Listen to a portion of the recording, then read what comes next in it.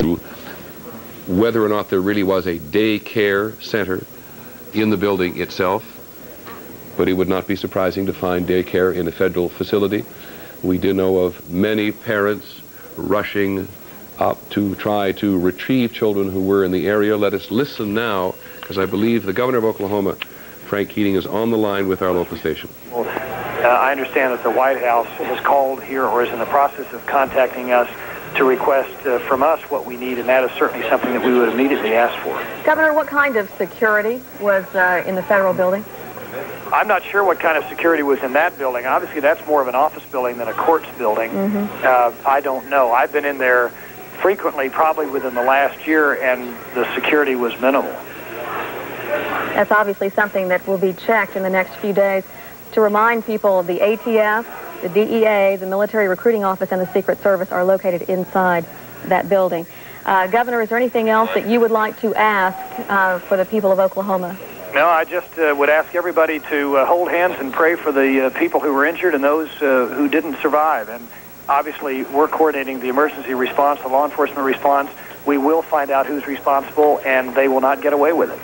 Governor, since the Lieutenant Governor, Mary Fallon, is also on the phone, if you would, Ms. Fallon, could you give us a feeling now for what you and the governor will do from this point, how you see your roles, and what you'll be doing from this moment on to deal with this crisis in the next few minutes and hours? Mary stepped away just a minute. Let me ask her. They want to know how you see your role for the rest of the crisis. Let me put Mary on right now. Sure. Thanks, Governor. Jack, well, we're trying to coordinate the medical help right now for the governor, and we've been talking to some of the hospitals and the University Health Sciences Center, and we've got the phone number set up for doctors calling. We are having some phone calls here at the Capitol of people wanting to volunteer their services, but they don't know where to go. And, of course, there are hospitals that are overloaded, and we're surveying the hospitals right now to find out what their loads are. We know that in the Veterans Center there are children and regular folks that are been admitted to that center. And, of course, in the Health Sciences Center, even where the children are located in the Children's Hospital, they're taking adults. So everyone's pulling together and working together to get everybody covered. All right. Lieutenant Governor Fallon, can you give us those phone numbers once again for the repository? Yes, for physicians, nurses, or any other type of medical support personnel that can volunteer their services, the number is 271-2331. For hospitals and clinics that are overloaded and need extra help with personnel, they can call 271-2316. Okay, Lieutenant Governor Mary Fallon, thank you for joining us. We'll be checking back with you and also with the governor during the day. Just for our audience in Oklahoma City, I believe right now that national viewers are also watching as we look right now again at the stark devastation there on the north side of the Alfred P. Murrah Federal Office Building here in Oklahoma City, which, as we've mentioned earlier, and again, just, some speculation surrounding what this might mean. But again, among some 20 federal agencies at least that have offices in this building, one of those alcohol, tobacco, and firearms, ATF, which was, of course, the agency initially involved in when the siege began in the cult compound standoff in Waco 2 years ago, and either an ironic coincidence or speculation about otherwise, that 2 years ago today, the violent end of that standoff ended, if memory serves me correctly, around 90 lives lost at that point. Let's go to Terry Watkins, our reporter live downtown right now in the area. Terry? We're still watching as the Oklahoma City Fire Department and the Oklahoma City Police, now we're seeing Guthrie Police, more police from around the metro area converging in this area. We've been moved 5 blocks back from our original location as the fire department and everyone else began trying to search for another possible bomb inside of that building, Jack. So right now we had communication with the Oklahoma City Police Department and the fire department. When we moved back, we've lost a lot of our contact with them, though we understand they will be coming back to us, hopefully to provide additional information as they get it, or as they can get this far back to bring it to us. Again, as you've heard earlier, in fact, when we talked with Governor Frank Keating a moment ago, impossible to say how many deaths at this point, but lots of deaths, confirmed fatalities in the area of the Alfred P. Murrah Federal Office Building downtown in Oklahoma City. And that's Also, we're told, heard a moment ago from one of our people in the newsroom, that a statement is planned shortly from the White House or someone with the Clinton administration. Just in case you are still joining us, it is 9:30 in Los Angeles in the morning. It is 12:30 Eastern Time, and it is 10:30 in Oklahoma City, or 11:30 in Oklahoma City at the moment. And this is what has happened. At 9 o'clock Oklahoma time this morning, a major explosion at the Alfred P. Murrah Federal Building in the center of Oklahoma City. We now confirm it is a 9-story building, and you're looking at the north side of it, and every floor has been affected. There have been fatalities inside and outside the building. Though the governor of Oklahoma, Frank Keating, said just a moment ago it is impossible to put their finger yet on how many people have actually been killed. There have been numerous, to emphasize, casualties, with the Veterans Center taking in children and the Children's Hospital taking in adults, we learned a while ago. This is a building that houses many government agencies, including the Alcohol, Tobacco, and Firearms Bureau, the Drug Enforcement Administration, and the Oklahoma offices of the Secret Service, as well as the Social Security offices and the Veterans Administration offices. Governor Keating said a short while ago that he'd been in and out of the building several times. This was not a building which had a great deal of security in it. The explosion was felt an enormous distance away. We can confirm that it was felt at least 30 miles away by one person who felt it at that distance. The Justice Department now confirms that an unexploded device has been found in the basement of the building, and the Bureau of Alcohol, Tobacco, and Firearms has dogs in the building sniffing for yet other devices. Many federal buildings around the country have been put on a heightened state of alert. The FBI, as we said, is leading the investigation. The president has been apprised and is concerned about the reports he hears from there. The concern has to do with the speculation that this was a terrorist attack of some nature. And there's been a lot of talk in Oklahoma City this morning about this having been the second anniversary of the attack on the compound in Texas of the Branch Davidians 2 years ago, where David Koresh and numerous of his followers died, as well as several members of the Bureau of Arms, Alcohol, Tobacco, and Firearms who led the assault. A lot of people were not. That's as much as we know at this point. Let's go back and listen to our local affiliate in Oklahoma City, KOCO Channel 5. The medical teams to enter. Then once the medical teams enter, we expect quite a large number of rather badly injured individuals being brought here. Do you have the capacity to handle that here? We have an incredible capacity. I will tell you that of the 56 we treated, each of the 56 injured individuals had a single doctor and at least 1 or 2 nurses with them. So we've had an amazing outpouring of support from the medical community. To have 56 doctors here at one time treating 56 patients is rather unheard of. We also right now have at least 3 or 4 other doctors who are just sitting here waiting for more of the injured to come. We have 3 patients in the operating room at the present time. We have more operating rooms ready to be used if needed. So we don't have a problem with capacity.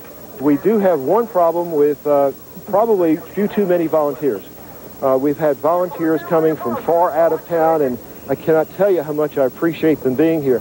Right now, I think we have all the doctors and all the nurses and EMTs that we need.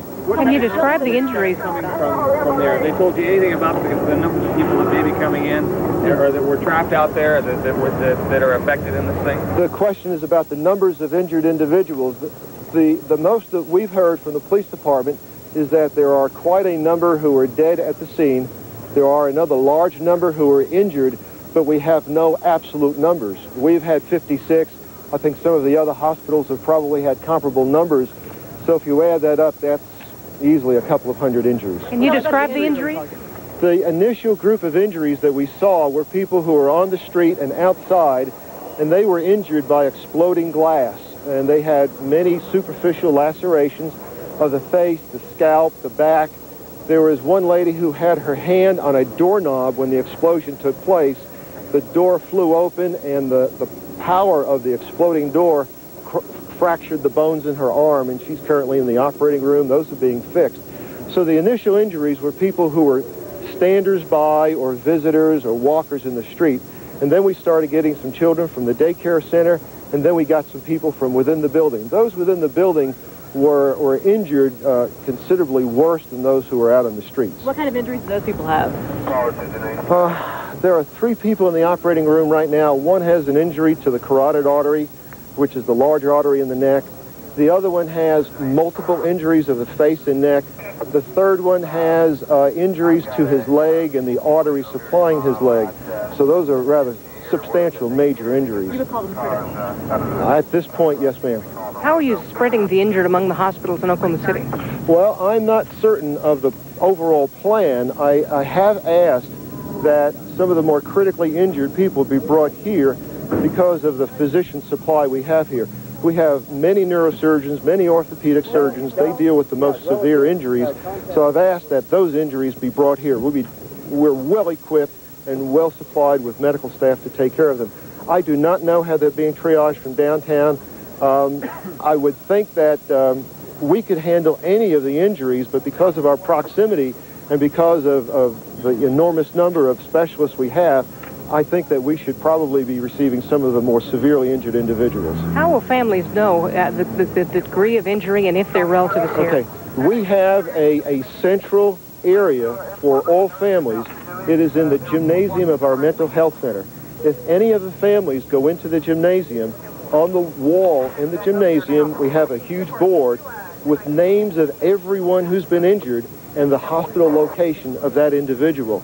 So it doesn't matter if that individual is here or elsewhere. Come here and you can find out where the individual is. And we also have conditions on a large number of these also. So we'd be delighted to be as helpful as we can for anyone who wants to come to our mental health center. Tell me about the children that were injured that were brought in. There were 4 children. One was dead. The other 3 children had facial injuries. One of the 3 had some less significant facial injuries, but I think she was psychologically overwhelmed with the impact of what happened. The other thing we have dealing with our families in the gymnasium of the mental health center is that we have 3 psychiatrists at the present time to help the families deal with the acute trauma and the grieving that is going to be necessary for so many of the family members. How old was the child that died? I do not know. What was the extent of that person's injuries? I do not know. When you talk about the incredible grief and trauma, how is this community going to handle that? What's going to happen in the days to come? Well, I think that we are beginning to see the acute effects of that trauma. The more chronic, longer-lasting effects, I think we will not yet see for quite a period of time. I think initially it will be shock and grief, but then we'll have the more significant long-term depressive grief reactions that occur in so many individuals who are afflicted by such a terrible catastrophe. Right now, we have psychiatrists and mental health professionals available to deal with all of the acute problems. The blood supply is the question. The blood supply, to the best of my knowledge, is intact. There is no problem with blood supply. If anyone would care to donate blood, the location for donation is the Oklahoma Blood Institute. Right now, we have all the blood we need. Have you had to bring in any supplies of blood or any other medical supplies? My understanding is that the Blood Institute has satisfied all of our blood supplies. We have in the hospital, as you're well aware, an enormous stockpile of supplies. But in addition, we have had people bringing supplies from other hospitals. I think there's even a group here from Fort Sill. Each group is bringing its own supplies, and we have lots of supplies. We have rooms, doctors, supplies, nurses. Now what we need is for those bombs to be defused so we could be of more help to those who need us. You guys need to go. My understanding is that there are fatalities downtown. We have had no other fatalities brought here. We need to break this up. They need to go back to the... You've been listening to Dr. Tom Caniglione, the medical director at St. Anthony Hospital, where it's very close to the explosion site, and so many of the injured have been brought here. Right now, there's sort of a lull as they are treating the initial injuries, which were mostly lacerations, some broken bones. Some people are in surgery, but in moments they expect is that building where all of the most seriously and the fatalities are, they expect those injuries to start coming in here in a moment, and then they will have their hands full. Surgical suites will be used. The doctors are on hand. All is here. All is under control. They don't need any more medical personnel right now. They may in the hours to come, but at this point, things are under control. There are still injured being sporadically brought in. You're seeing a pickup truck here, brought someone in. So the situation at St. Anthony is still very, very critical and about to get worse, but it's under control, if that makes any sense. Live from St. Anthony, I'm Jane Braden reporting. And Jane, I'd like to reiterate something that Dr. Caniglione mentioned. If you do have relatives that worked in the building and you are wanting to get an update to find out where they are, you've not been able to get to reach them. Obviously, the phones have been down there for some time. Dr. Caniglione says you can go to the gymnasium at the Mental Health Center at St. Anthony's. They will have on a bulletin board there the names, the locations where those patients were taken, and he said in several instances also their condition at that point. So again, the gymnasium at the Mental Health Center at St. Anthony Hospital is the place to go to get information on the injured. Obviously, one thing that touches you very deeply when Dr. Caniglione did confirm that one child had died. We understand that there was a daycare center inside on the lower levels of the Alfred P. Murrah building. I believe they were mostly children of the workers there. We know that one child has in fact died. There is also a daycare center located very close to the Murrah building, just across the street, and it is the YMCA Daycare Center. The parents there are asked to go to the grassy area east of the YMCA to pick up your children. Two other notes to pass along. Penn Square Mall has closed. Penn Square Mall located just north across the street from the 50 Penn Place, which is the building where the FBI was located. It has been evacuated some time ago. We're told Penn Square has closed, as has Remington Park. Jennifer, yes, this is Jack again at the update desk, and I'll apologize for having a phone in my ear. I'm trying to make another contact I'm on hold for right now.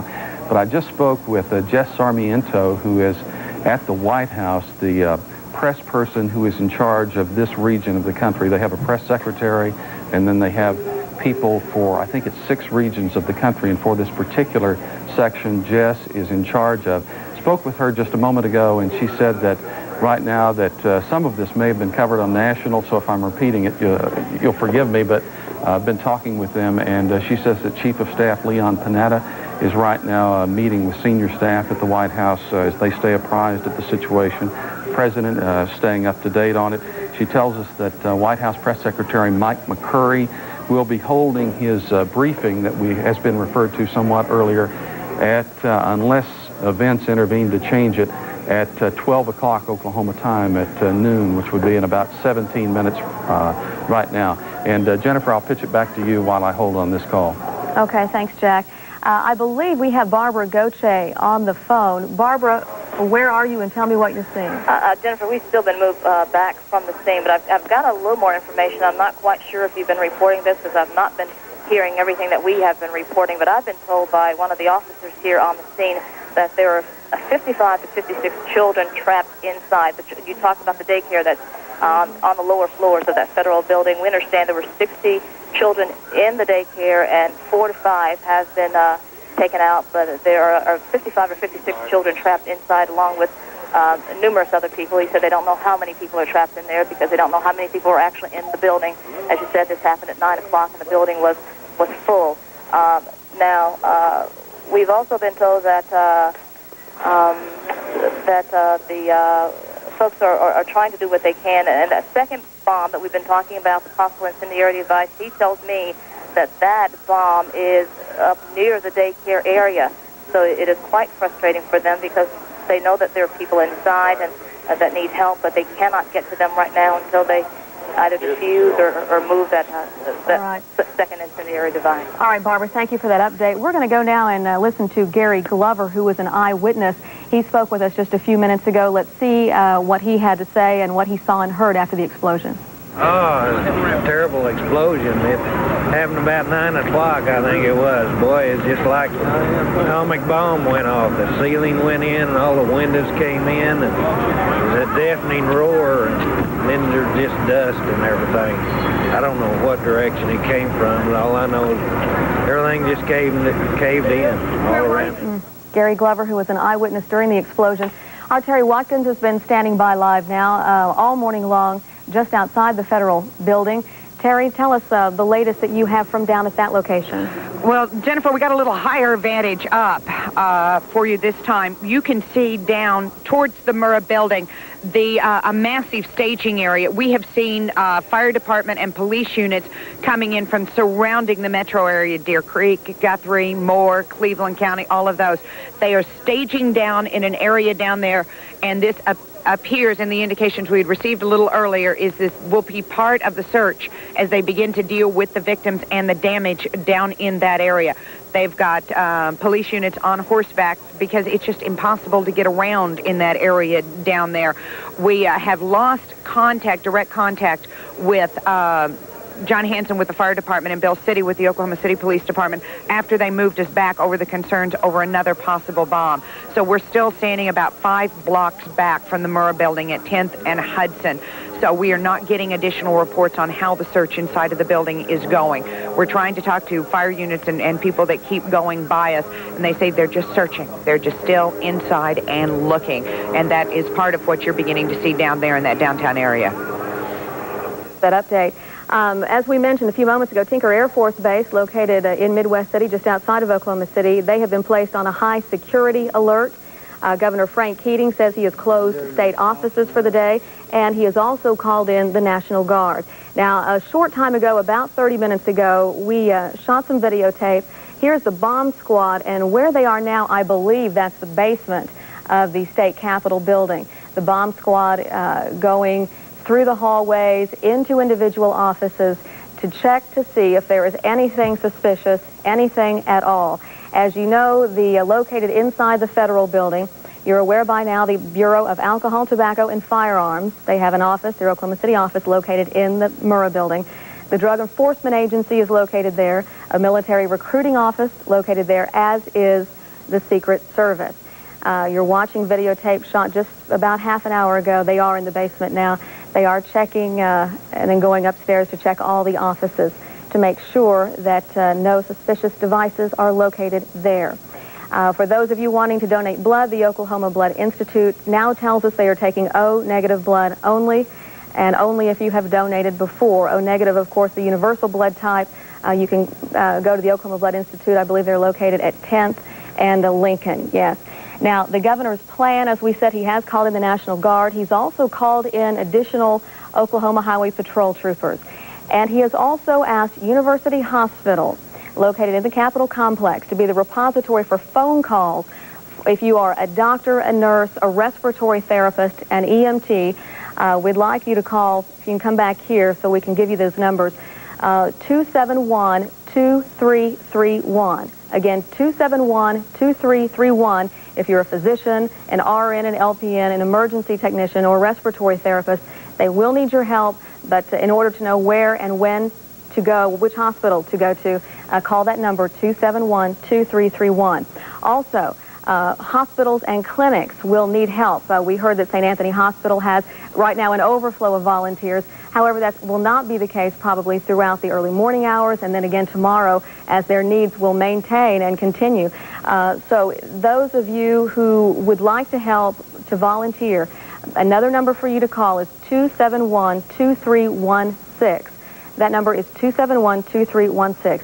You can call that number. They will be able to best tell you which hospital, which clinic, which place you can go to best be of service.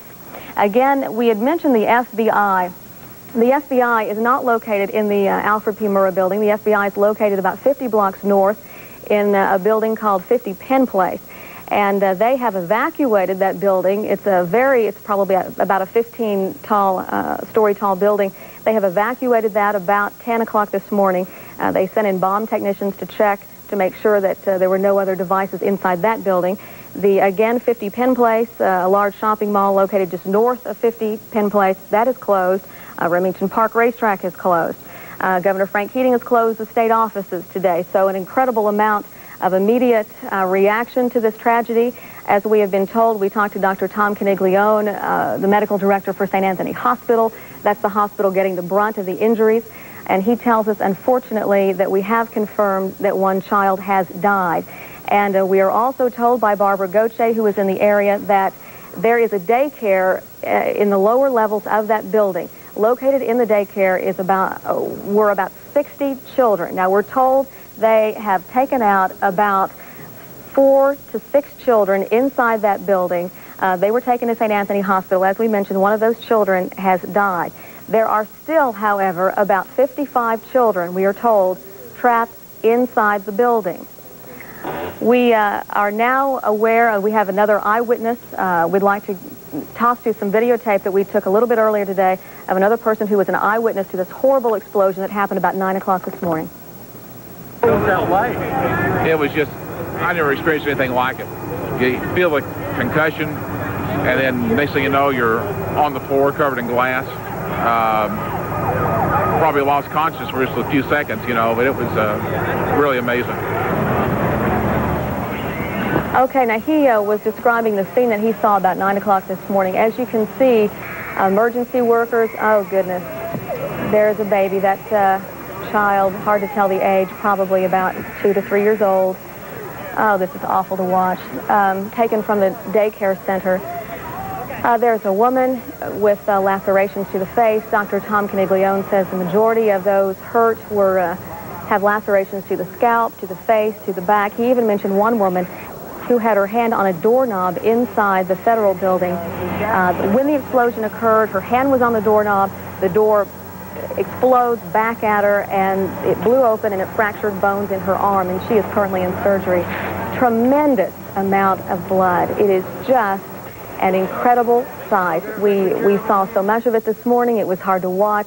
These, as they are excavating people, as they're coming out of these trapped buildings, being trapped inside the building, we're seeing this, and frankly, the children are very, very difficult to watch. Parents of children inside the daycare center were predominantly employees of the Alfred P. Murrah building. There is also another daycare center next door, the YMCA. Children who were inside that daycare center, their parents are asked to come to the grassy spot on the east side of that building to pick their children up. Cherokee Ballard joins me now, and Cherokee, this has been just an unbelievable sight. Awful morning. I was on my way downtown this morning when it happened, and I got off on the access road at North 6th Street, which is the main downtown exit, and there were so many emergency vehicles and so many people that I just chose to turn around and come home, because I knew that the mass chaos was going to just keep getting bigger and bigger, and as we're seeing, it certainly is. Now, Terry Watkins has been located. She was initially a couple of blocks away from the explosion. Then they moved them back because there was a concern that there was a secondary device that they found on the east side of the building. They moved all the media back. They have since been moved back even further, and now, Terry, I believe you're what, 10th and Harvey or located? Yeah, we're at about 10th and Harvey, which puts us about 5 blocks north of the Murrah building. We were able to get on the roof of a business to begin to give you a better shot as all the emergency vehicles began to converge south. Where you see those emergency vehicles is exactly where we were earlier this morning when they initially moved us back further because of a possible bomb threat, a possible second or third device that was found inside of the building or near the building. We have heard a lot of reports from people who have left that scene talking about the sheer devastation that is in front of that building, and of course we can see it. I mean, there is nothing left of that building from this side at all, and we are on the north side of the building. The shot you're seeing is facing south. Emergency crews down there are converging from around the metro area. The helicopters remain up in the air trying to monitor what is going on. We're seeing a lot of relief that's being brought in for the crews that are down in that scene and have been down in that scene since 9 o'clock this morning. They're having to do a floor-by-floor literal search of that building to try to find the survivors and the fatalities that are still in there. And we know there are fatalities inside that building. John Hanson told us that. We are not being allowed by the Oklahoma State Bureau of Investigation and the Oklahoma City Police Department to go any closer than we are right now. There is always a continued threat, but they do want the nothing but law enforcement officials to be down in that location conducting the search and dealing with whatever injured. Because in this type of a situation, you also have people who are frightened, who simply go into an office and are afraid to move for a period of time.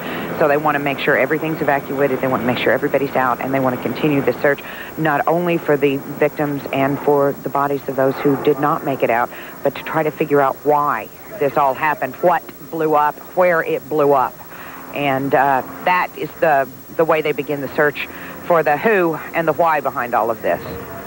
Terry, thank you very much. Reporting from downtown Oklahoma City. And Jack Bowen is going down there, but he joins us now one last time from our update desk before he goes downtown. Jack. A couple of things, Cherokee. Of course, this story is receiving national coverage. I'm sure national, not only national, but international coverage. I spoke a moment ago with a senior producer with ABC's Primetime Live, which of course airs on Wednesday nights at 9 o'clock here on Channel 5 and the rest of the ABC stations around the country. Mark Lukashevitz, senior producer, says right now their staff is meeting in New York to figure out exactly how much time they'll be spending on this story tonight. They were planning on doing an hour tonight on Carol O'Connor, and he said, obviously, we won't be devoting that much time, if any, to that story.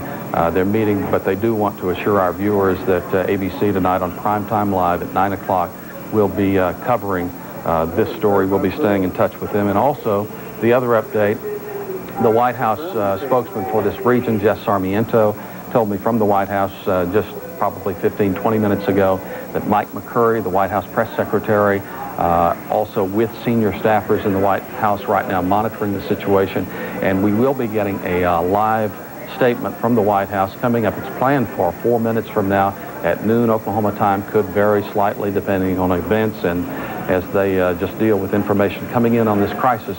But when that happens, we will be bringing you live coverage here on Channel 5, and I'll toss back to you, now to you, Cherokee. Okay, Jack, thank you very much. And if you are just joining us this morning at 9 o'clock this morning, a big explosion at the Alfred P. Murrah building in downtown Oklahoma City. Most of the media crews since that time have been moved very far back from that. And let's go now to Mike Gotro at 11th and Harvey. Mike, what's the vantage point from there? Cherokee, we've managed to find a building we can get on the roof here back at 11 and Harvey. You are absolutely right. They have moved crews way back after they found a second device, as they say, inside the building. You're now looking at a shot of the north side of the building. As you can see, most of it is not there. When we were closer to the building, there were some people still trapped on the upper floors. Firefighters having trouble getting trucks close enough to the building with ladders big enough to get that high. I suspect in the corner that these people were trapped in, the only way they're going to get down is through a window. Now, while we were at that scene, they found that second device. We've got some videotape we can roll for you and show you what it was like. Just as soon as someone yelled that they had found another device in the building, it kind of got mayhem down there on the street. People running, people yelling. The police were even hiding. They weren't sure at that point whether perhaps there was some gunfire or if there was another device. It turns out that reports now say that there was another device. People moved back at that point. That was about 45 minutes ago, to at least 4 blocks away from the building, and I understand they are considering moving that perimeter back. Again, just mayhem down here right now. Lots of police from agencies across central Oklahoma. We've even seen some probation and parole agents kind of doubling as police to try to secure the perimeter around this area. I think the biggest fear right now is that if another device went off, we could have many more injuries. Cherokee? All right, thank you very much, Mike. And we have just, we're receiving numerous phone calls into our newsroom from people wanting to offer their help and wanting to know where they can go. We've been telling you about where you need to go to donate blood. But we also just got a call in about registered nurses that they can call in to help. We have a 1-800 number for you if you'd like to write this down. It's 1-800-580-3476. There it is on your screen, 1-800-580-3476. Working with people at the command post, the Oklahoma Nurses Association are asking anyone that is a registered nurse to please do whatever they can to help in this horrible, tragic situation this morning. No doubt lots of people will definitely need the help. A lot of people already at area hospitals with major injuries, some with minor, which is good to report out of this, but many of them with some injuries that definitely need a lot of medical attention. And if you're just joining us at 9 o'clock this morning at the Alfred P. Murrah building in downtown Oklahoma City, a federal building, a big explosion, lots of people injured. The major concern at this point is that there was a daycare center in the bottom of the building where a lot of children are kept. And you're looking right now at the building. One portion of the whole building was just demolished, blown up. We do have some eyewitness accounts, and let's go ahead and take a listen at one of those.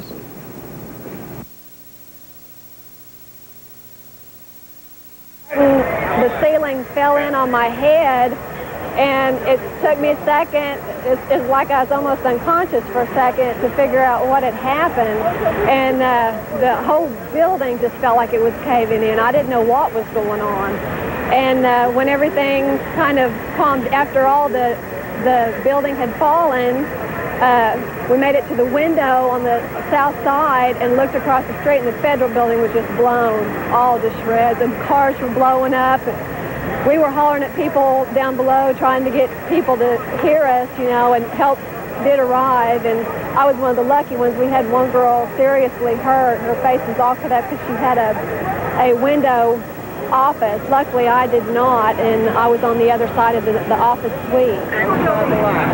And you're looking now at people right after this happened. A lot of people, and a lot of this is unedited video because a lot of these people came out of this building, and buildings near it, covered in blood. Many of them hurt by the shattered glass and glass flying, and a lot of the, particularly the building where it happened. A lot of people at this point, they're still in there trying to find the victims. We hope that many of them will make it through this horrible situation.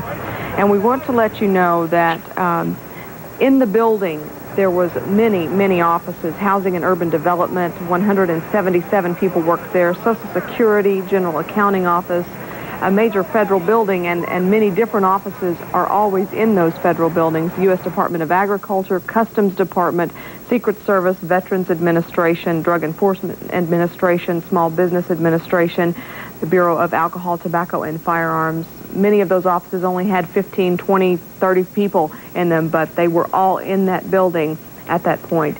And we understand... This is Peter Jennings at ABC News headquarters in New York. We're going to interrupt very briefly our Channel 5 coverage from Oklahoma City, which has been excellent, just to bring people up to date in case they have joined us from around the country. 3 hours ago in Oklahoma City at 9 o'clock this morning, there was a tremendous explosion, a massive explosion at the federal building in the center of the city, the A.P. Murrah building. You can see there what you may have seen many times already this morning. More than 500 people work in the building. Governor Keating, the governor of Oklahoma, said a short while ago that he knows of at least 18 people dead and 6 may be children.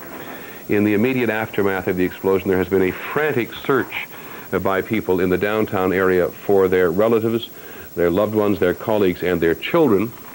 And we do know that both at a daycare across the street in the YMCA and in the building itself, a number of children have been wounded and several have been killed. Perhaps the most current briefing we have had was from a doctor at St. Anthony's Hospital a short while ago, Dr. Tom Caniglione.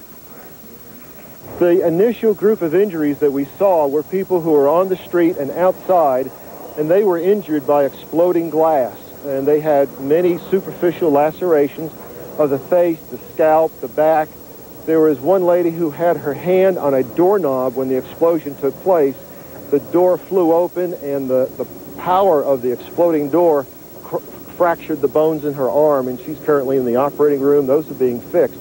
So the initial injuries were people who were standers-by or visitors or walkers in the street. And then we started getting some children from the daycare center, and then we got some people from within the building. Those within the building were injured considerably worse than those who were out on the streets. Dr. Canigli goes on to say that there has been a tremendous reservoir of goodwill among volunteers in the city and that they have more than enough of everything to take care of those wounded. Many of the city's hospitals have taken in people. In one case, the Children's Hospital has been so busy taking in adults, and the Adults Hospital in one case has been taking in children. Many people are in shock, and they've had to assign in at least one hospital a team of psychiatrists to deal with people who are, as you can well imagine, in serious trauma after having had some association with this explosion. The assistant fire chief in Oklahoma City, John Hanson, told us a while ago that they believe this was a bombing and they are responding as if it was, but they do not yet have forensic evidence to prove that it was. To continue his quote, one more line, the damage appears consistent with a bombing.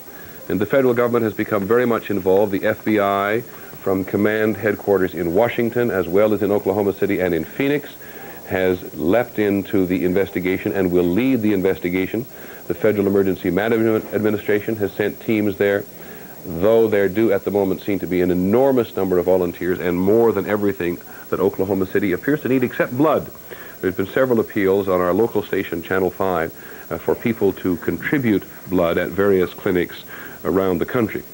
There has been a device discovered by dogs and by the FBI in the building. They don't call it a second device, but they do say there has been what they describe as an explosive device found inside the building. There were dogs and rescue workers inside the building trying to ascertain, A, what it is.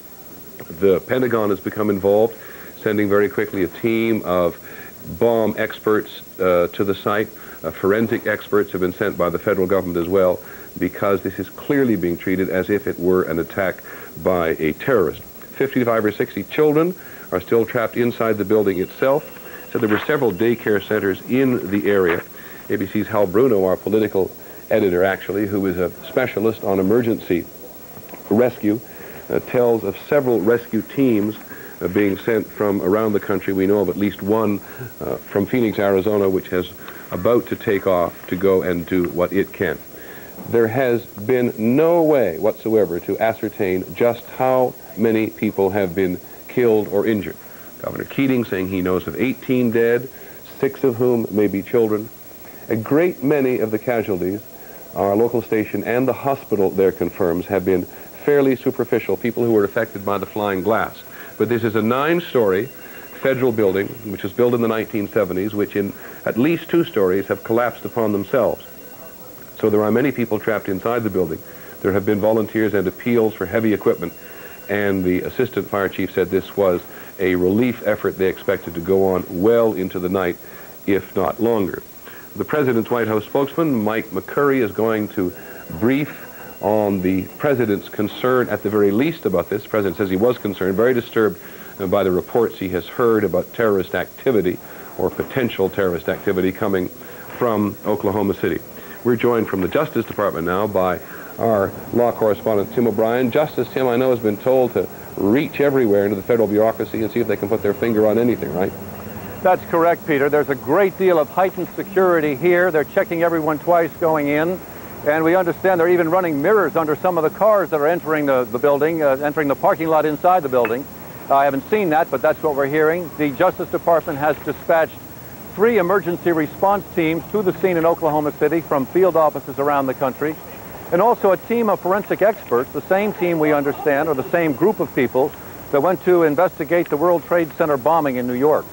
Okay, Tim, thanks very much. Has there been any clue picked up anywhere? Has anybody claimed responsibility? Have there been some claims of responsibility in parts of the country? In one, somebody quoted the Nation of Islam, but again, we caution people to remember this kind of thing happens on these occasions. Tim, any claims at all? Peter, the Justice Department and the FBI are both mum on that. They are opening up a command headquarters at FBI headquarters across the street. We may be getting more information later this afternoon, but we're also told that most of the information is coming right now out of Oklahoma City. Okay, thank you very much. Tim O'Brien of the Justice Department. We'll go back to him as we learn details. Elsewhere in Oklahoma City today, the headquarters of the FBI were evacuated. The FBI is located in a building called Penn Place, which is not near the federal building, but because the FBI was involved in an investigation and an assault on the Branch Davidian compound in Waco, Texas, 2 years ago today, the FBI in Oklahoma City felt it sensible to evacuate their building and several radio stations inside it. There's been a lot of talk in Oklahoma City today as you look at this. Quite horrendous damage done to the north side of the federal building. Quite a lot of talk in Oklahoma City today about some connection to various earlier incidents. It is true that in Oklahoma City, in this building, is located the regional office of the Bureau of Alcohol, Tobacco, and Firearms, which was involved in the assault on the compound at Waco. But as you have heard, not just from us, but from other reporters and observers today, there are lots of people in the world with lots of gripes, at the very least. And so there is no way to put our finger at the moment. This is an earlier piece of videotape from our local station in Oklahoma City when the news was announced that there was an unexploded device found in the basement of the federal building. Now, this is a building that has more than 500 employees. The bomb went off at about 9 o'clock in the morning, so many clearly were at work already, working for the Social Security Administration, the General Accounting Office, the Small Business Administration, the Bureau of Alcohol, Tobacco, Firearms, the Air Force, the Department of Agriculture, Customs, and the Secret Service, and the Veterans Administration. So any serious discussion about who might have done this at the moment is clearly not valid in the absence of some forensic advice for which the military has already dispatched teams. In just a couple of minutes, Mike McCurry is going to brief from the White House. In the intervening time, let us go back to our excellent coverage from Channel 5 in Oklahoma City. There literally hundreds of people being taken into ambulances, those who are critically injured. The others, like this lady, they were helped on the site. There were medical personnel from home health care, from different hospitals. There's another man being rushed in. No wonder we see bad things every day, but this is something that you certainly don't ever hope to have to report on. That is true. I mean, as we walked up, I could not believe what was happening. You really couldn't believe your eyes, and you especially couldn't believe that it was actually happening here in Oklahoma City. And at this point, the governor has called in for the National Guard to come in and help in this situation, and a lot of emergency crews in downtown Oklahoma City. We know this is making national news across the United States. People are wondering and calling. Very much a national story and an international story now, this explosion in the heartland of the country in a federal building, just as people were arriving at work this morning, and Washington very much engaged in this. Now, a moment ago, you saw some videotape of people fleeing from the area of the federal building when they heard from local officials that there was an explosive device found in the building. We actually heard that from the Justice Department in Washington this morning, but they may have had a change of mind. Let's go to Tim O'Brien. Tim. Well, you're exactly right, Peter. They told us earlier that it was their understanding there was an unexploded device. That means a bomb in the basement of the building, and that the Department of Defense had been dispatched to disable the bomb, to disarm the bomb. Now we're being told by the same people, not so fast, it may be something else. So we just don't know. Okay, Tim, thanks very much. And just to add to the confusion, the Bureau of Alcohol, Tobacco, and Firearms has also said that there was an explosive device, what they keep referring to as a second bomb in the building. We've heard some reporting from Oklahoma City this morning about a gas leak and the possibility of a gas explosion. But in general terms, this is being treated as if it were a bomb. There have been fires adjacent to the federal building there. This is an explosion that was felt at an enormous distance away, at least 30 miles away in one case. Damage was scattered all throughout the downtown area. We know that at least more than 100 people have been injured, and the debris scattered over a wide area. Office workers at the local newspaper 2 blocks away were blown from their chairs by the explosion. Back to Channel 5. They told our helicopter they could only get within 5 miles of that building for safety purposes as well. And Rhonda was with Phil Monahan, 5 News photojournalist, when all of this happened. Phil, you still look like you're a little shaken. It's something like I have never seen in my life. What kept going through my mind looking at it was, I lived in Los Angeles in 1971 during a major earthquake, and this is far, far worse than anything I saw at that point. It's hard, too, for us to look at it, but you have a job to do out there, too, and in certain situations like this, it can be really, this is some new stuff that we're looking at here of the building. It can be really difficult to get the pictures and to do your job and to stay calm and all of that combined. It's amazing that everywhere you turned, there were people like this, just devastated, physically hurt.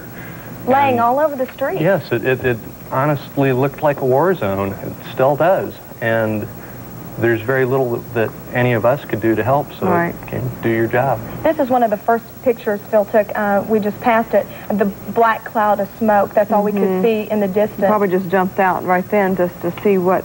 Did you all know at that point? You had heard, I'm sure, over the scanners what had happened? But we weren't even for certain when we got there what building until Phil ran up and actually saw that it was the new federal building. We heard scanner traffic saying that the new federal building was involved, and when I got up around the corner and saw the very first pictures you saw on this tape. And most of these people that we talked to that are injured in this video, they were not in the federal building, but in nearby buildings, such as the Water Resource Board building.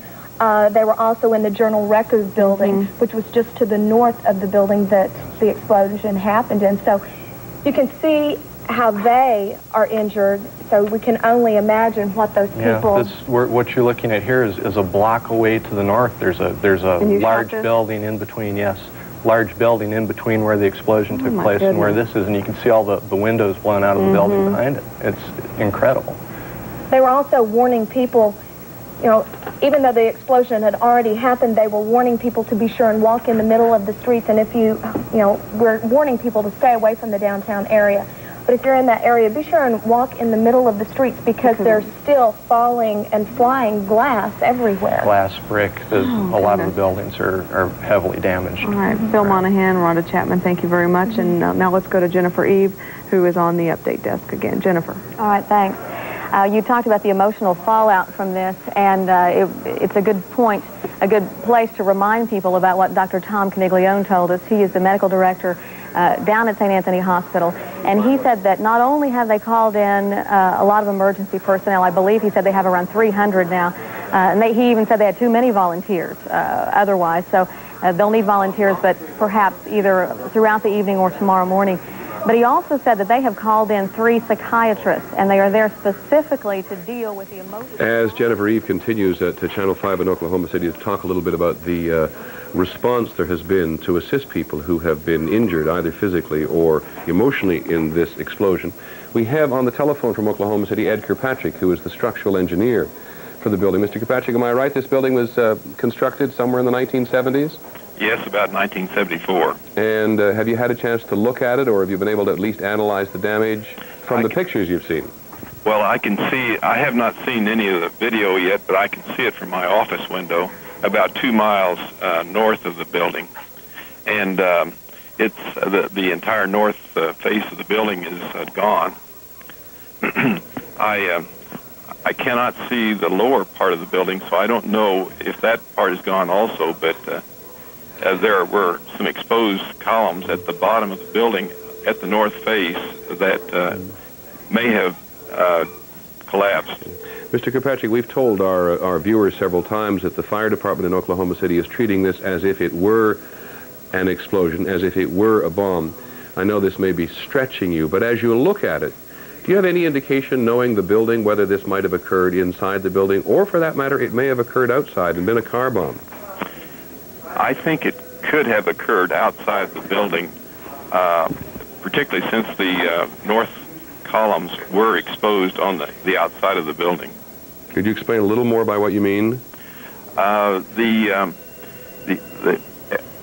the load from the building on the north face comes down to the 3rd floor to a transfer beam, and I'm sorry. Go ahead. No, I'm listening to you. And and then the transfer beam goes to only about 7 columns on the north face, and they're all columns that you can readily see from the outside. So by the fact that those columns are standing in the center of the building, you believe that this was not necessarily an internal explosion, but may have come from outside? I think that may be correct. Are there any special precautions taken in construction to withstand this kind of structural damage, earthquake, or explosion? Not for most ordinary buildings. You would in a munitions building, but not for normal construction. Okay. Mr. Kirkpatrick, we appreciate it. If you get over there and have a closer look, we'd appreciate hearing back from you. Yes, well, I will if I can get that close. Thank you very much. Ed Kirkpatrick, who is the structural engineer for the A.P. Murrah building, which, as he said, was built in the 1970s. It's 9 stories tall, and there were 50 people at work there are 50 people who normally work in the building. How many actually showed up this morning, we do not know. And there are already some reports moving around in Oklahoma City among the members of the Bureau of Alcohol, Tobacco, and Firearms that this was not necessarily a bomb inside the building, but may have come from outside. Anybody who's had experience with car bombs know that they can do as much damage from outside as a bomb internally can do. And if you think of the extent of damage in the downtown area this morning, it is quite possible that what we're looking at here is a car bomb as well. Wouldn't normally speculate in this, except that everybody who's investigating this and everybody who's on the scene says they are treating this as if it were a bomb explosion inside or outside. And there's even been some speculation about the weight of the bomb. It must have been several hundred, if not more than 1,000 pounds of explosives if it did the kind of damage which we can see regularly on the tape. Is Tim O'Brien still standing by at the Justice Department? Okay, we'll come back to Tim O'Brien in just a second, but let's go back to Channel 5 while we wait for Mike McCurry to come at the State Department. Let's go back to Channel 5 briefly. From the State Restaurant Association, we're aware of the fact that they were having a convention down at the Myriad Convention Center, which is located approximately 4 blocks south of the Murrah building. They say they have equipment, food, a lot of trained personnel down there, and they have canceled the convention so that all of their people who are gathered there in one spot and in a very large area, which will be of some help. This is, like we said earlier, a disaster of international proportion. The other immediate concern, we only had a moment to mention this a little while ago, but the other immediate concern that has surfaced at the Murrah building right now, the federal building where this occurred, is that there is a water main break now in the basement. A water main break combined with a shaken building with all of the exposed wires causes even more problems, just as broken gas lines can cause. We would assume that by now the utilities people have been able to shut off gas to the building. However, this water main break will cause even new problems. People are still trapped, we understand, in the basement, and as Kevin mentioned a few moments ago, there is a parking area beneath the building, which all of this just keeps creating further and further problems for the firefighters who are on the scene. Earlier, we were telling you about the little girl at Southwest Medical Center who was there, and we didn't know who she was, and the medical workers don't know who she is. 2.5-year-old girl, fair skin, red hair, blue eyes, in stable condition, but she was being taken to surgery. We believe the mother has been located at another hospital. So we're trying to hook that up and make sure that everybody is connected here, but apparently the mother is injured as well. We have some numbers here we need to tell you about. I don't know if we can get them up, but we need to tell you about them because a lot of people wondering who to call. If you have loved ones you want to check on, there's a number you need to call. It is 820-6801. 820-6801. That is the number to call. Another one, 820-6806. But again, Highway Patrol is cautioning everybody, if you're going to be going out and you have a mobile phone in your car, please don't use it unless it's an emergency, Devin, because the phone lines are so jammed. It's easy to think that just one little phone call won't matter. And hello again, this is Natalie Allen, CNN Center in Atlanta. We'll continue to hear from our local affiliates in Oklahoma in their live coverage of this disaster at the federal building. Right now, we want to talk with someone here with us in Atlanta. Dr. Gail Anderson is acting medical director of Grady Memorial Hospital in downtown Atlanta. Welcome. Burned down after the assault by the FBI. Some people have been speculating because the ATF is housed in the Murrah building here, and they were the ones who were involved in the initial raid, February 28th, 1993, that there might be some connection. But perhaps the method of delivery of the explosive device suggests other groups as opposed to Branch Davidians. Well, no way to tell. Certainly the Branch Davidians were, even though stockpiling weapons and explosives at the time of the ATF raid over 2 years ago, they had never been known to carry out anything, any violent act of this magnitude or any violent act at all that I'm aware of. The anniversary of the fire at the Branch Davidian compound could be a coincidence, naturally. It's interesting to note that the agency that presided over the scene when the fire occurred was the FBI, and the FBI is not housed in this building. Mm-hmm. The FBI is housed several miles away in another building. So the FBI was not targeted. I have been by the office building that houses the FBI, and that building appears to have been evacuated. Automobiles are now blocking the entrances to the parking garage there. So obviously authorities are taking precautions to make sure that there's not some attack on the FBI office. Right. They are obviously considering that the possibility that there might be a present threat against some of these other agencies. Well, that's exactly right, especially after finding more than one bomb. But again, with regard to who might have done this, it is all speculation at this point. There is the anniversary of the Branch Davidian fire to take into consideration. But on the other hand, there are Muslim fundamentalists on trial in the New York City area. That's another possibility. There are any number of possibilities and no indication that any particular group is responsible at this point. And there have been a number of arrests both in Pakistan and in the Philippines of Muslim extremists who are suspected of terrorist threats against the United States. Most recently, a threat against 2 United Airlines jetliners that were to be landing in Southeast Asia. Scott, any possibility that these events could be connected? Is anybody talking anything dealing with that? Well, certainly those are hot leads for investigators to look at, but there's just no indication at this early time as to who may be responsible. The building housed offices of the Internal Revenue Service. It's tax time. That's a theory that's out there right now. also house the offices of the Social Security Administration. In a building that holds as many federal offices as this one did, there could be any number of possible motives that one could imagine at this early time. All right, Scott Pelley, CBS News correspondent. We'll cut you loose for a little while, let you gather some more information. We'll get back to you in a little while. Right now, we just want to go to a picture that we've shown you a couple of times and frame it in context for you. As the rescue efforts have been continuing at the Murrah building, here on the sky ladder that the fire department is using, you see a gentleman. This is Dr. Brian Espy. He's a veterinarian with the Department of Agriculture. He was with a number of his employees on the 7th floor of the building when the explosion happened. And he was interviewed by our local affiliate, KOCO-TV, immediately after he came down off of the ladder. Let's hear what he had to say. I just happened to be in that room. It's not the room I normally am in. Was working on a project. It happened, and I was lucky I had a table to dive under. What went through your mind? Where's the table to get under? Yeah, what's happening?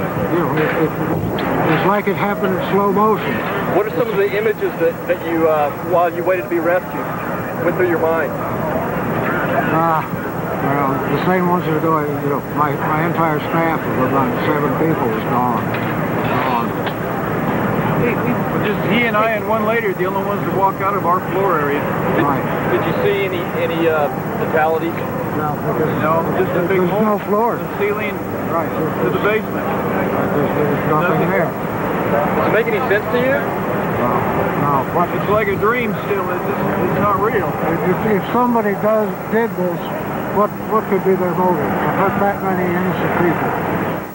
Brian Espy, who's a veterinarian with the Department of Agriculture, asking who could be responsible for the deaths of all of those innocent people. Taking a look in his office, not seeing the rest of his staff of 7. They had disappeared as the building collapsed. And Scott Pelley was telling us just a moment ago that federal authorities are taking seriously potential threats against other federal facilities in Oklahoma City, one of them being the FBI building, which is quite close to the Murrah building. They have blocked off access to the parking lots with vehicles. And across the country, it appears as though the threat of further terrorist attacks on federal facilities is being taken seriously. The federal building in downtown Fort Worth has been evacuated solely as a precaution. No specific threat against that building. As well, the John F. Kennedy building in downtown Boston did receive a specific threat. It was evacuated, investigated, as was City Hall in downtown Boston. Both of those threats proved to be unfounded, even though they were specifically telephoned in. Could be the work of a copycat or somebody who's just trying to gain attention, see how they can shake things up. And as well, the federal building in downtown Wilmington, Delaware, was evacuated as well, solely as a precaution. Other than the threats in Boston, we have not heard about any specific threats against any other federal buildings anywhere in the United States. And you do have to remember as well that when this bomb went off shortly after 9 o'clock Oklahoma City time, shortly after 10 o'clock our time here on the East Coast, no threats had been received by any agencies. The most recent threat was phoned in to the FBI about a week ago, specific threats against the FBI. The FBI, though, as Scott Pelley and Jim Stewart have pointed out, is not housed in that building. Therefore, anybody who might have been targeting the FBI missed, or the threat was not specifically aimed at the FBI, and that the threat that was telephoned into the FBI was unconnected. Governor Frank Keating, governor of Oklahoma, is with us on the telephone now. Governor Keating, 3 hours and 31 minutes into this tragedy, is there anywhere to look at this point for a source for this explosion?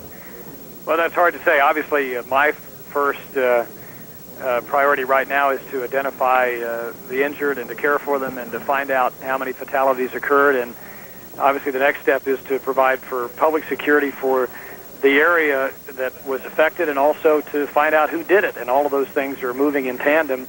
We have, to date, I think 6 children confirmed dead in the care center and 2 adults. But there were literally hundreds of people in that building. As you know, they bombed at the IRS office in Boston. We don't know at this point if these government buildings have been targeted. One of the leading terrorist experts in this country is with us now, Dr. Livingston, who was in Oklahoma City not too long ago. Dr. Neil Livingston is in our Washington offices at this time. Dr. Livingston, the groups that claim responsibility for these kinds of evil acts, how long does it take them to leave word with someone that, in fact, they were making a statement here? Well, it depends, and sometimes they'll use a one-time name that we've never heard of before, as in the case of the World Trade Center bombers. There were maybe as many as several hundred claims of responsibility after the World Trade Center bombing, and it turned out that they had sent a letter to the New York Times, and no one immediately identified that as the real claim of responsibility. So we've got to look at all the claims of responsibility and see which ones track and which ones seem that they have the edge of authenticity to them. Does this have any particular earmarks of any group operating in the United States? It doesn't, I must say, racking my own memory. I don't remember anything quite like this since the World Trade Center. Well, the only comparable attack in the United States is the World Trade Center. And given the magnitude of the damage, given the way that the bomb went off, it's looking more and more like a vehicle bomb of some sort. Usually the tax resistor groups and the cults and some of the other groups that we've worried about in the past that have had a high index of violence, they've carried out individual or smaller attacks, or they've had shootouts and things like that. Nothing quite of this magnitude. So we have to suggest that, or we have to look very carefully right now at maybe some type of a group that is inspired by events abroad.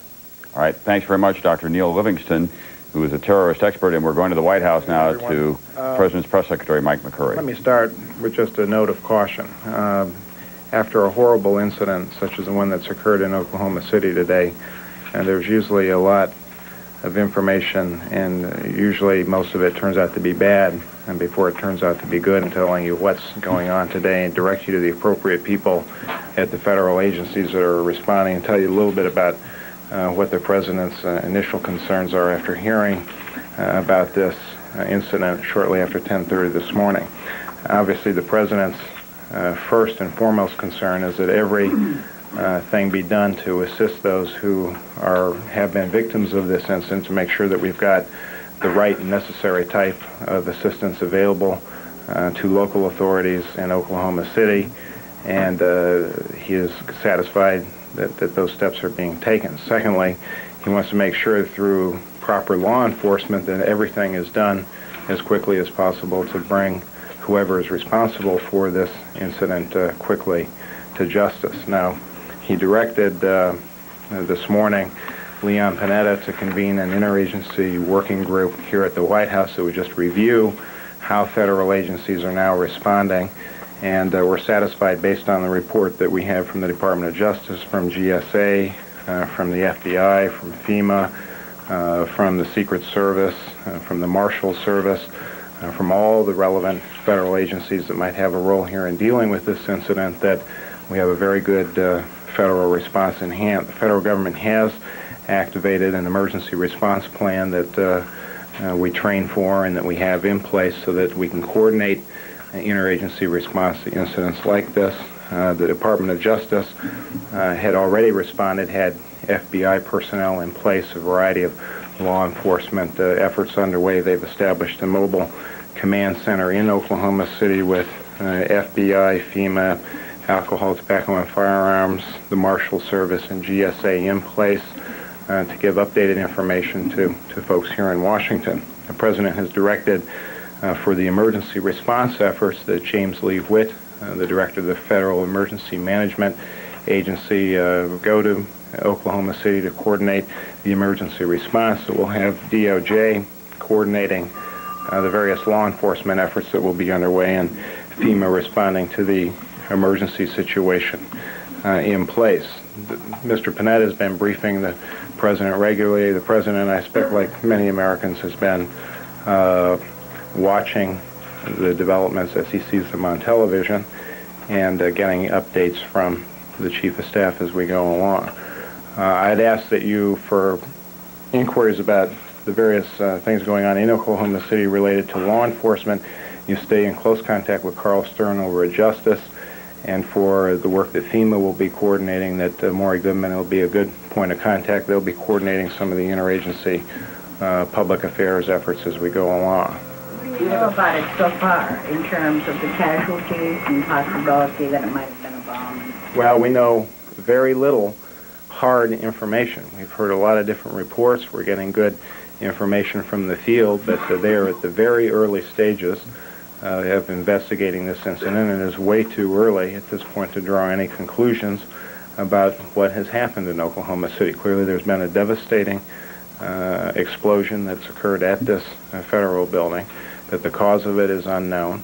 Those responsible are unknown at this point, and we'll have to develop that very carefully in the course of the coming hours and days. Casualty number? We don't have a reliable one. That's being worked on. Again, stay in contact with the local authorities on the ground there who will have the best information as they get it available. Yeah.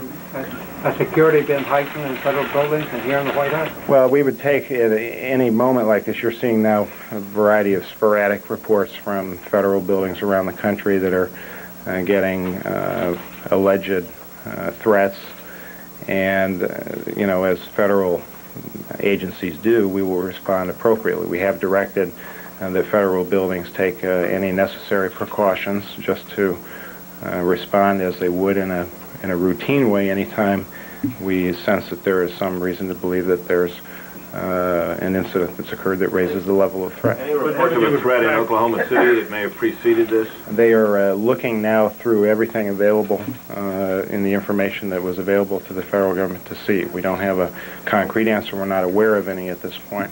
Are you aware of any kind of conspiracy or plot that would We're at the very early stages of investigating this incident, and it would be way too early to develop any good information on anything like that yet, Jill. Mike, in terms of the response here at the White House, when these interagency groups start up, is there a process where they automatically do things, or has the President jumped in himself and said something must be done? There is a good federal emergency management plan in effect, which includes a White House component that the Chief of Staff is now executing at the direction of the President. Obviously, in this situation, the President wants to make sure that the White House stays right on top of an administration response to make sure that the appropriate things are being done. But we're satisfied in large part because of our experience in dealing with incidents of this nature or related types of incidents. So we've got good planning in effect, and that's all underway at this point. It went automatically into effect, you're saying? There are a lot of things. The federal agencies like the FBI, like Justice, like GSA, did have planning in effect that kicked in automatically, and here at the White House we established a small interagency working group to make sure we monitored all the proper developments from these various agencies. Will this affect the security plan for the White House, the future plan? It's entirely too early to say. That was a review that was still at the Treasury Department, and we'd be jumping to conclusions if we suggested there was anything about today's incident in Oklahoma City that had any bearing on that security review. Would you like to make a statement before the end of the day on this? I suspect the President will. I think later in the day, I think he wants to make sure that people have got the best information available to him, and I suspect later in the day he'll be here, yeah. Security here at the White House, have you done? We've taken precautions that we would normally take following an incident like this, yes. Mike, you talked about persons unknown responsible for this. Can you confirm that this actually was a bomb, and can you say what kind of bomb it was? I would hesitate to do that because there are people on the ground that are looking very carefully at exactly that type of question. I can tell you that law enforcement officials are investigating it as a crime scene, and they are, for that reason, all the relevant law enforcement agencies are in place and responding. Yeah, Ann.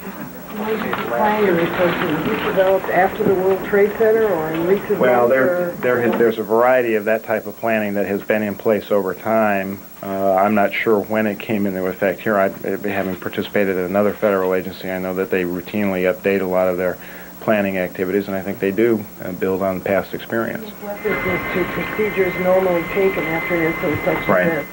I don't recall X-raying of lunches and bags and stuff after the World Trade Center or after any other incident in recent years. Maybe I just didn't notice, but isn't this some new level that we haven't seen before? I think we are taking precautions as you would expect us to take following an incident of this nature and following threats that have been going to some isolated federal facilities around the country. I'm not aware of any threat here directed against the White House. I'm not, I don't know entirely about all of the federal installations around Washington. I only know about here at the White House. Yeah. Is there a likelihood that the President will want to visit the site at some point? Oh, he wants to make sure that the proper law enforcement is in place and that the right emergency response is taking place. It's way too early to make judgments about that. Confirm that they found an unexploded bomb or an unexploded device? I cannot.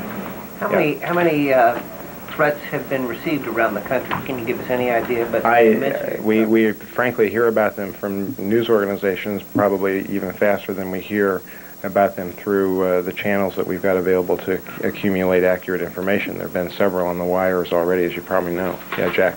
Will Justice or ATF, the FBI, give a readout or a detailed briefing on this by the end of the day? Yeah, they're putting in place their own planning to respond to public inquiries about what's happened, make sure they've got people in place both in Oklahoma City and here in Washington who can respond to specific concerns, and they will do that. I've talked, as I mentioned before, both to Maury Goodman and to Carl Stern.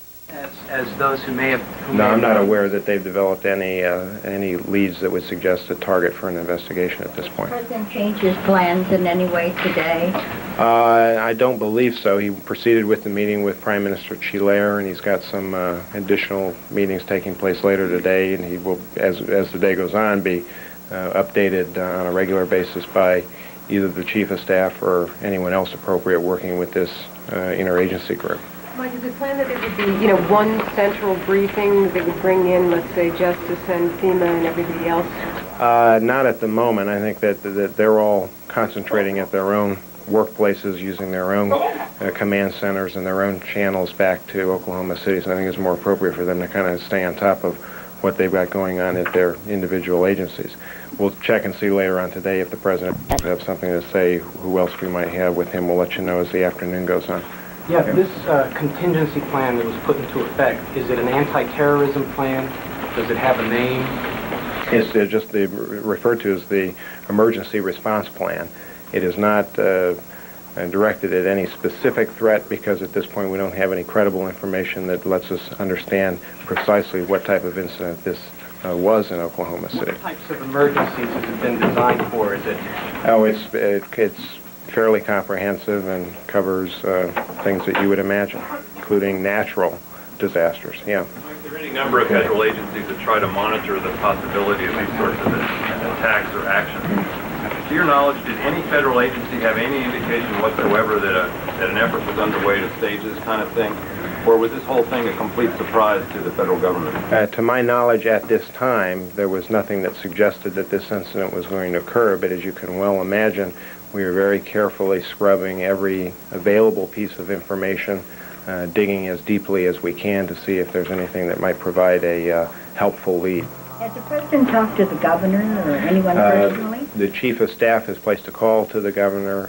The President plans to make some calls this afternoon to members of Congress and to others just to bring them up to date on what the federal government's response has been to date, and he will continue to keep apprised himself of anything developing. Yeah, way in the back. Has there been any speculation on the correlation of the 2-year anniversary of Waco, Texas, and this bombing? There's not been anything substantive that suggests that connection, but there has been speculation, most of it coming from a variety of news organizations reporting on that coincidence at this point. You know who the President plans to call? I don't know for sure, Britt. I think he's going to be in touch with members of the delegation and others. Okay. We'll check in with you. Do you have any sense of what time the President might come out here? I would not prior to the 5 o'clock hour. Not prior to 5 o'clock. Later in the day we do it, the more information hopefully we'll have available. Okay. A reminder to all of us how vulnerable open societies are. When various officials are asked on occasions like this,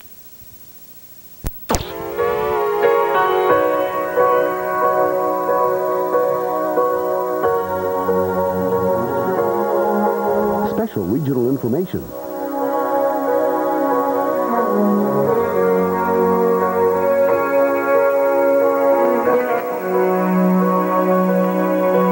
Your local 36-hour forecast from the National Weather Service.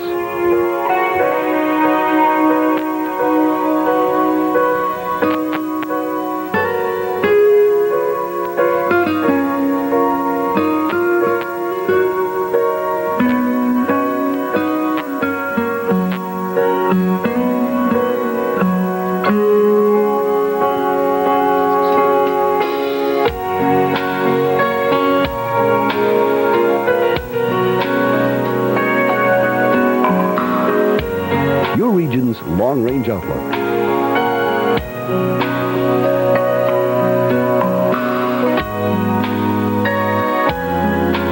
The regional forecast.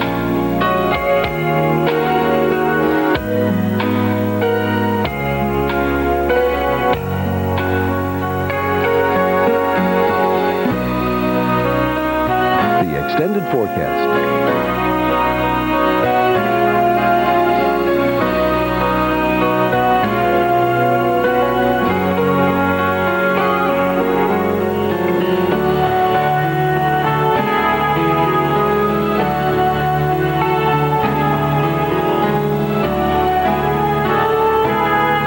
Local radar showing any precipitation and its movement during the past 90 minutes. Intensity is indicated by the color code at the top of the screen.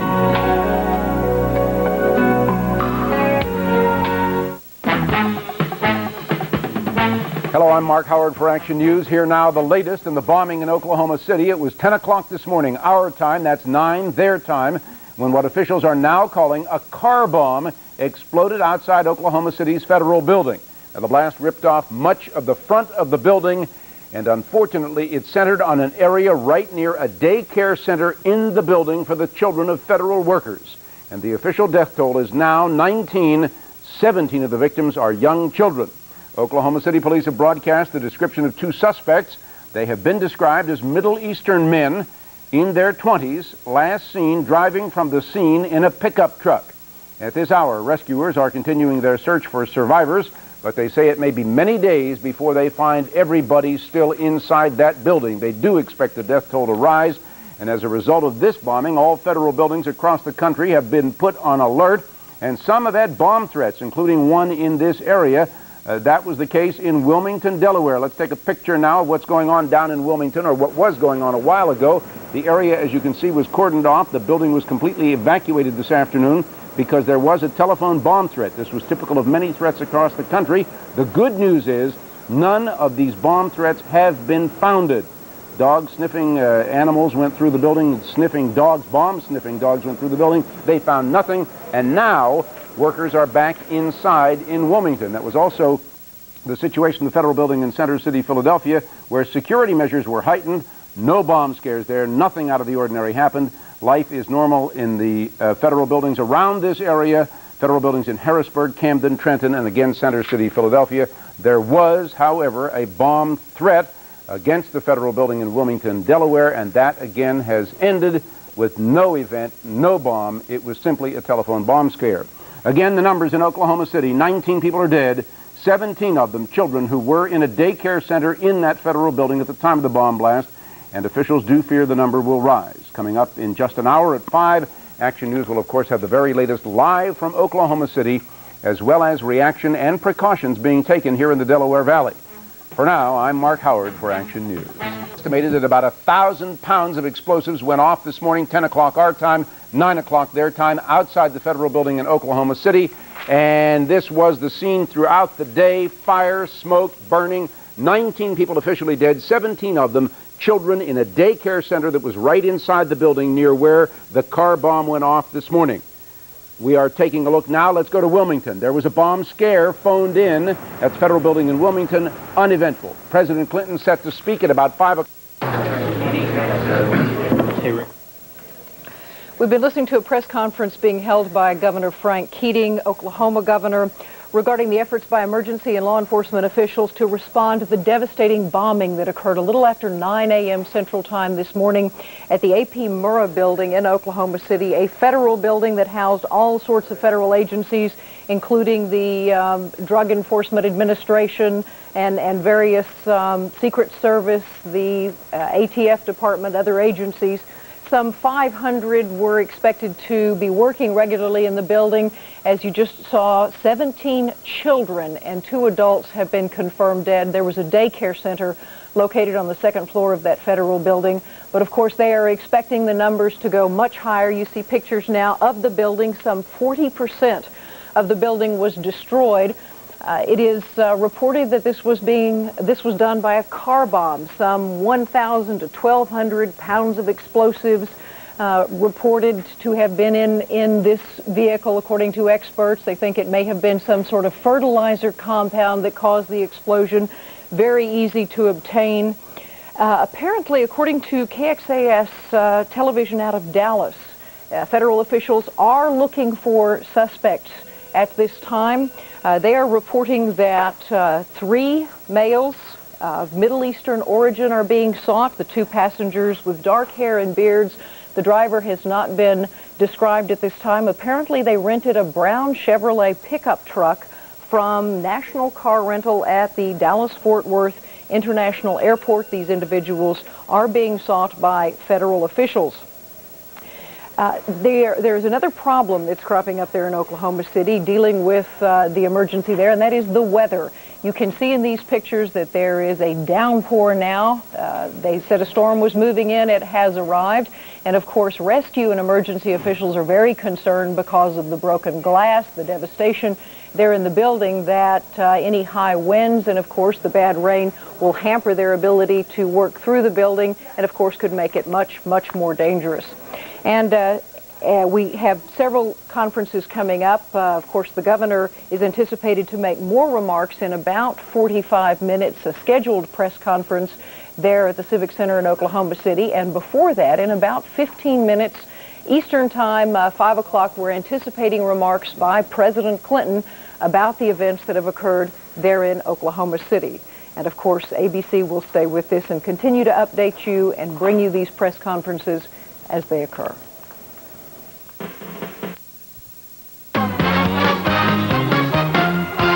Action News, Delaware Valley's leading news program, with Scott Palmer, Dave Roberts, Lisa Thomas-Laurie, and Mark Howard.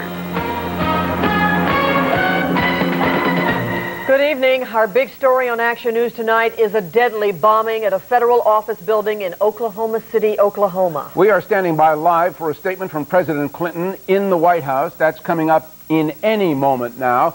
A federal office building across the country, office buildings across the country, including the one in Wilmington, Delaware, have had bomb threats. Out in Oklahoma City at this hour, rescue workers try to find survivors and pull them out of the rubble. At least 19 people are known dead, 17 of them children. Hundreds have been injured. Federal agents say the blast has all the earmarks of a car bomb. Police have issued an all-points bulletin for 2 suspects. In the meantime, President Clinton has ordered tightened security at federal buildings all across the country. And again, we are waiting for a statement from the president. This is a live picture, and we'll bring it to you as soon as the president arrives.